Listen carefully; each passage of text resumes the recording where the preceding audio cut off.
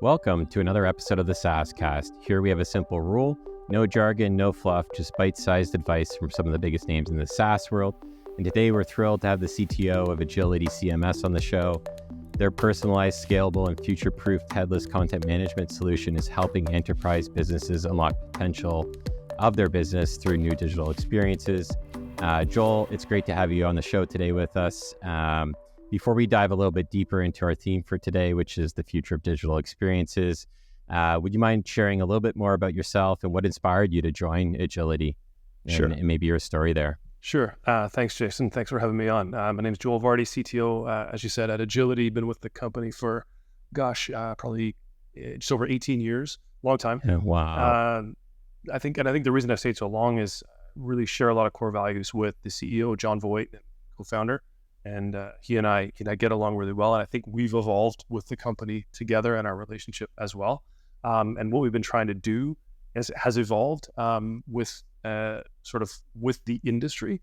And I think that where we're at is a really interesting time, as you were saying, with the next generation evolution of how people work with digital experiences, especially from an enterprise view.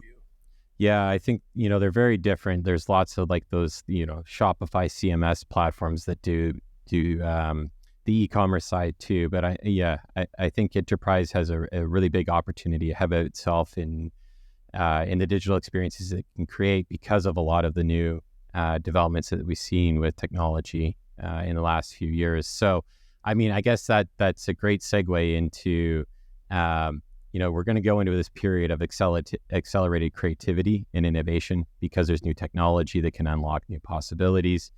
And so how do you kind of see enterprise organizations also taking part in leading this movement? And where would you see yourself fitting into that in the mix? Yeah, I think certainly, the idea of like jumping the chasm in terms of like composable tools is what we're starting to see. And what is like the industry is certainly approaching, or if not, right at sort of a period of hyper growth. So what do enterprises want from the composable tools that they're using? And Agility is sort of usually part of a bunch of tools that an organization will bring on. At one point, it sort of, there's a point where it's like the growth for the enterprise means that those tools need to be stable and solid. And I think one of the things that Agility we've been focusing on is like stability as a company over the long term. Lots of our customers went with us like in excess of 10 years. And we've evolved with those companies. And we try to bring that kind of stability, that stable message of this is how you kind of build with this platform and sort of assemble your stack of tools using Agility and helping our customers do that. So like they can talk to a person when they talk to us, and we will give them that kind of advice of how they can build their brand and get to their hyper growth that they want to see. That usually folks come to us, it's like, hey, we want to change our message, or we want to solidify across omni-channel or multiple digital outputs, these kind of things like that. How do we do it? And how we do it in a stable way for growth. Right, and I'm assuming a big part of that too is, as the technology partner, is having a network of implementation partners, if you will, like cloud consultancies, software firms, to then help, leverage a platform that you've built, coupled with some of your thought leadership and perspective of where the industry is going within their sector. And then it's kind of almost like, how do we then find them a great partner to help them go on these journeys? Because for many enterprises, it's 5-6 plus years, right? We've always underestimated the cost of change. And when I say cost, it's just, greatest cost being time. We're asking people to do more, learn more, and work in entirely different ways, like brushing your hand with a toothbrush in your left hand versus your right hand. If you're right-handed, it's going to take you a long time to get used to. And so I guess that's kind of like, the industry is moving forward way beyond screens now, and it's got voice, and it's got gestures, and it's got augmented reality and virtual reality. And when you think back to what I was just saying with like enterprise and, where they're at and some of their struggles internally. And so many companies are trying to prepare for this new world. Yep. Where content's going to be consumed regardless of screen. And so I guess, it's two-part question. How should enterprise leaders prepare for that shift? Like, what's their priority list if there is one? And then 2, what's the best way for them to start actually seeing practical value from that in a platform like yours? Well, I think one of the reasons why enterprise corporations come and look for tools like Agility is because they're kind of stuck. They're thinking, oh, we need to support essentially more accessible and more channels, more output channels with our tools. And their current tooling, whether it be sort of a monolithic DXP or a traditional piece of software that they're managing their content with, is kind of falling down and not giving them that, or maybe it's a major upgrade that's going to be ridiculously expensive and years down the road. Whereas they'll come to us saying, hey, in a matter of weeks or months, can we spin up something that will solve this problem, and then we can solve a complete problem use case, down the road. And so we'll help them sort of set that up, and just decoupling the content from the output allows you to build, first of all, way more accessible content, which gets you a long way down the road towards more channels. As long as it's like a lot of tools that can kind of like read content and present it in different ways, rely on all the accessibility parameters that you can embed in that content, which is really easy to do in a headless system. And I think what Agility also does is brings experience management into the CMS in a headless way, so that you can essentially lay out the components from your design system, however they're being output, inside the CMS. It's just in terms of like bits of content. So managing your content across multiple channels becomes a lot easier at scale with Agility, because of, as you were saying, because of how we help folks model their content for those outputs. And that's where we work really closely with customers and saying, how are you going to model your content? How are you going to structure it in a way that will serve you now and you can build on it into the future? Okay, so like going back to like the core of the question, which, how can enterprises prepare for it? One thing I'm hearing is definitely clear is like your technology foundation needs to be solid. Part of that is going to be an element of the CMS and the digital experience. The other ingredient is content, right? And you kind of put content first versus the technology foundation. And I assume that's to give it time while they're building up this repo of content that can be repurposed across, I guess, any digital experience or any screen or voice or gesture-based experience, right? Is that kind of your advice? Yeah, you kind of nailed it in a nutshell. I mean, that's okay. And oftentimes what we'll say is, what's the minimum viable product? What's like a phase one that you can kind of hold in your head of what would be successful to start seeing ROI as quickly as possible, so that we don't have a multi-year project where nothing really gets done and it's this massive kind of frozen waterfall approach. And how can we start seeing like a version 1 get out the door and then build on that moving forward? And so when you think about like the partner aspect, right? So like this enterprise is moving at lightning speed, right? They can't slow down, and they're trying to unlock smart growth. And that's coupled to technology in almost every single way. And so, what's your advice to kind of solve that problem? Like, we're going to start experimenting with new content, ways of creating content, ways of managing that content. We're also going to be building a new tech foundation while trying to keep our current business in flight. Obviously I've seen I think it's like 86% of these enterprises are now leaning on an ecosystem of partners. But I don't think it's just the partner is the solution, right?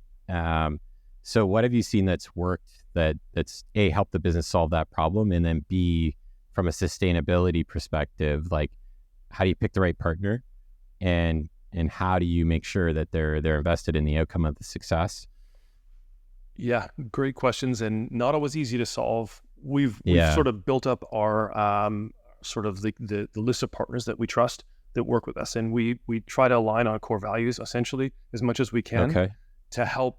And really what it's trying to do is bridge the knowledge and experience gap for working with technology and content and things like that. So, there's a lot of kind of new stuff for enterprises that they're seeing. These organizations are they've been doing their thing for a long time. So this all seems really new and a little scary. So partner who has the knowledge and has the experience can help sort of build the trust factor for, okay, this is how this is going to work. This is what the timeline's going to look like. And this is what your life is kind of going to look like working with content moving forward if you go down this direction.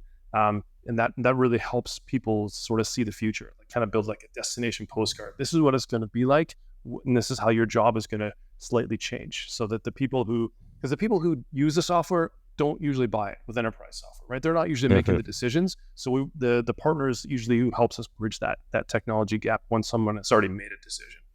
Okay. And so, another area that I think enterprise, because they've been so focused on like the bigger parts of these experiences, right? Because they're transforming and it's, replace, or modernize or, and sometimes rebuild. I think there's definitely another area of opportunity within like the micro interactions we have with these companies, right? And you can clearly see night and day, like when you look at a company like an Amazon, right? Like, one of the markers of success I look for in a company that's enabled by technology is how many times are you deploying a day? So they're deploying 22,000 times a day, which means they are delivering value that many times to shareholders, employees, and to customers. And so like that is a micro interaction, ironically, that you don't even know about. Yep. But an enterprise that wasn't born digital, you think about an Amazon that's already got a layer deeper than that, and that's like, we're going to subliminally deploy value without you even knowing it, to that of an enterprise that's still struggling with those experiences, right? Like we've all been there. We've all entered our credit card numbers 3 times and it's told us it's not valid, or, like the awkward, you dropped my call. Like, what the heck? I was on hold for 30 minutes. And why don't you have chat? And why do I have to call you? So there's a bunch of stuff that I could sort of jump on, but the first thing is like just the idea of what is your rhythm as an organization? It's sort of like, for Amazon, it's like X thousand times per day to kind of do updates and make these micro changes, do testing and experimentation, that sort of thing. That's a great question. And oftentimes for slow moving enterprises, their rhythm is like 60 days or something. It's really slow. I'll quantify that for you, not to interrupt. Capital One deploys 50 times a day. Okay, so there's someone who's made a change. So they're virtual mic drop. They're moving a lot faster. So when folks come to us and say, how can we get from where we're at now to there? First of all, there's often a lot of pushback. There's often a lot of, let's slow things down, which fair enough. So oftentimes CMS is like the gateway drug. So Agility becomes the gateway to how to get more rhythm, first of all, from marketing, because content doesn't necessarily have to go through DevOps. Now, we were talking about compliance and SOC 2 and ISO. Sometimes those things can slow things down. So sometimes content does go through DevOps, and it can, but oftentimes it doesn't have to, because it's sort of a different set of users and whatever. And we really want to help organizations get more rhythm. How do you, multiple times per day, you're putting out changes, you're reacting to how customers are, giving you feedback, things like that. So that's one thing. And so like faster DevOps, more rhythm from marketing, absolutely. That's why we want as much experience management inside the CMS. So there's only one tool for the teams to work with at a time for content. But at the same time, you mentioned things like, how can we add chat? How can we add these other tools? Right. So that's, to me, that comes into what I call composable. So there should be tools that we can bring in. So maybe you want to use Intercom for chat. It solves that problem really, really well. And then maybe further down, we want to do it slightly differently. Or like, we're using HubSpot. Let's bring in HubSpot chat. And which is what we did at Agility the other day. So, we pulled out one tool and put in another tool without having to redefine the whole thing, without having to build it all that's together. Assuming that they've already got, microservices, and that, they've got, composable architecture that can be, quickly re-architected, put in an app landing zone, and then, sent off to be deployed. And so I think it still goes back, like, I don't want to bring it back, but again, those partners, right? Like the real struggle is, and this was actually going to be my next question. So when I think about an enterprise, like my 2 main concerns are going to be capacity and capability in order to reach the goals of that of the organization, which is, growth and operational efficiency and cost savings, right? For probably most right now. And so that means like, building out a new muscle of like talent acquisition for tech, right? And, like I'll use an example, like a construction company, they're very actually cool. I love the more traditional businesses that have been kind of overlooked. But if you asked an engineer at Google or a construction company, what are they going to say? And so like, you're part of the equation, right? A partner is another part of the equation. And then there's, the other challenge, which is how do we start attracting this talent that can use our platform? So, I've always seen that as a really big area of opportunity for great platforms like yours to come in and really advocate for, working with partners to get you to a point where you don't need them, right? As a digital business, you shouldn't have to have to be leaning on those people, right? So, but you'll always need them. They're always your naval SEALs that will come in and unlock the next wave. But it's how many of them are helping really grow that the capability while addressing the concern of capacity. Yeah. Right. And to me, it comes down to how are you agile? How are you becoming more agile? And I think that's a term that was overused and is underused now because it was trying to mean too many things. But I think agile is a way of managing capacity and capability, and partners is one of the ways that you can supercharge that. If you could bring on someone they can bridge the knowledge and experience gap with the things that you don't know yet. And if you can, hopefully you can maybe bring that in-house either by hiring or training. We've seen that work certainly as some of our customers who are longtime customers that have gone through like digital transformations, which is another word that's overused, but it's like transforming from, we've got this monolithic beast that is hard to work with, and we want to transform it into something that's a little more nimble and we can swap things in and out, more reliable. How do we get from here to there? Does it have to be all at once? Can it be gradual? How do we do it one property at a time? Bringing in a partner can really help that.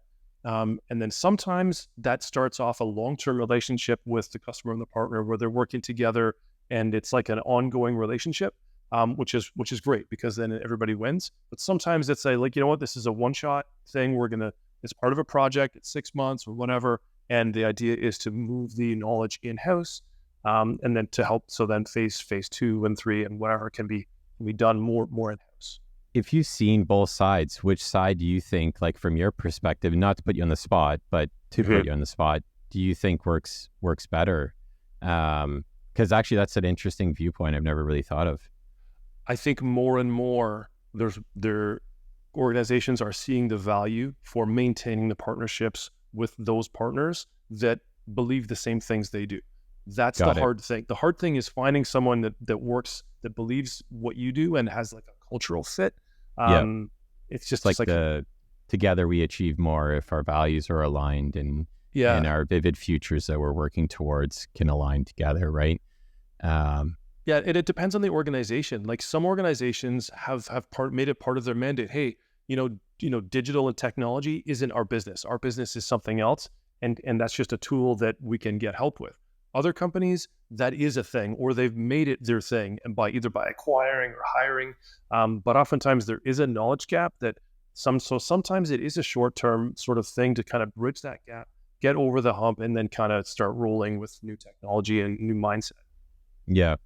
And then I guess, like for people that are listening, are there any books or mentors or resources that, can kind of understand, the speed that enterprise needs to move with, coupled with like all of the changes that they're going to have to embrace from a tech perspective, that you've read or talked to that you think would be, good resources for others? There's a book I read called Engineering Management for the Rest of Us. I love that title. Yeah, it's a great title. I'd have to look up the author, who I found on Tech Twitter, and just followed. And essentially, she just wrote down essentially what she'd been telling all of her, her friends and coworkers and people that had found her on Twitter about like, hey, these are the problems that I come up with, and this is how I've solved them. And she kind of jumped around to a bunch of different companies. I think she might be at Google now. That was a great resource for me as an engineering manager, working with other engineering managers and seeing lots of growth. I also just like to watch companies that are doing this and to see like, and I've sort of the growth versus stability thing is really interesting. So two companies that I work very closely with are Netlify and Vercel. And they're like people who criticize them say, oh, you're just an AWS wrapper.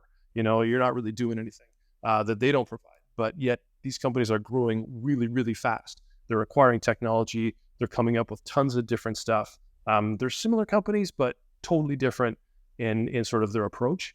And I just love watching their leaders and how they manage that growth, and to have turned that from like, because they went from like these hyper growth companies to now they're becoming enterprise. Like I know some of our customers are literally using them because it's so easy. They've got great enterprise agreements. They have like the SOC 2 compliance and all that sort of stuff. And they have the SLAs. They've done the things, and they've gone through the growing pains of how to connect with those bigger enterprises who want the long-term benefit of like stability.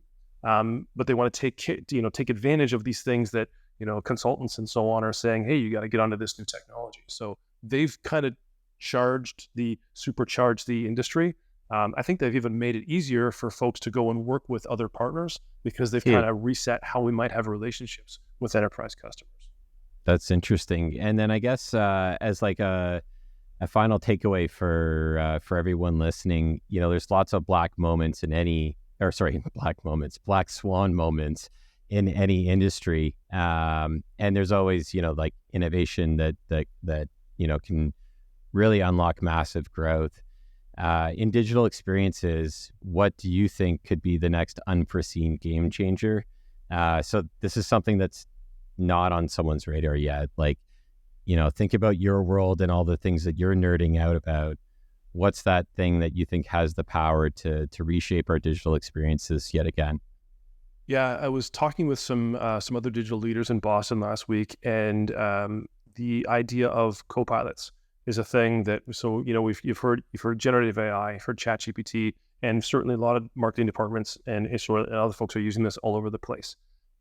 But the ideas of, well, what if you had, and we have this so there's like a GitHub Copilot as a developer that we can use, that kind of just helps you out, and it's like they're making you more productive. But think of the co-pilots that could be there to help you bridge the knowledge gap where you would have had to talk to a human, but now you have this almost human-like helper to help you along with enterprise business type tasks. So it might be Love a thing that. Like, I need to generate a content model so that I can, build content structures that are for used in VR, right? Well, yeah, we'll find an expert for that, right? So what's cool? I couldn't put a name on that, but I've been seeing that more and more and more within enterprises as a huge area of opportunity. And yeah, I couldn't agree more that's going to be a really interesting space, and actually a quite practical way to leverage AI and things like machine learning in a way that's like gentle nudges versus like we're going to take your job. Yeah, and right? Not that's like I mean, it hasn't happened, right? Like, we're still here, we're still employed, and in many ways, they're helping me more than I'm helping them with my $20 a month that I'm giving them. Thank you very much, ChatGPT, and please go and knock the socks off of whatever else you got in store for us to help us be even more productive. But yeah, like, I don't view it as a threat. I view it as a huge enabler. Like, I can't wait to see what comes, especially in the so cool co-piloting. And I was going to make the joke, and then I didn't, but now I am. It kind of reminds me of that little paper clip from back in the day in Word, where it would always but it would always bounce up in the wrong time. Yeah. So at least we've solved that in the last decade or so since that version of Word was out. Yeah. And the other side of it would be like, there's this co-pilot, there's a little, an AI helper that can help you along at different times, and it's context sensitive, and it knows the things. But the other side of it is that I think our software is going to become way more collaborative. And this is on the near term horizon. So like, I think our modern users expect everything to be essentially Google Docs. So I know who else is here. We can chat, we can have a conversation and collaborate within every piece of software that we're using. That's not something that we expect from enterprise software yet.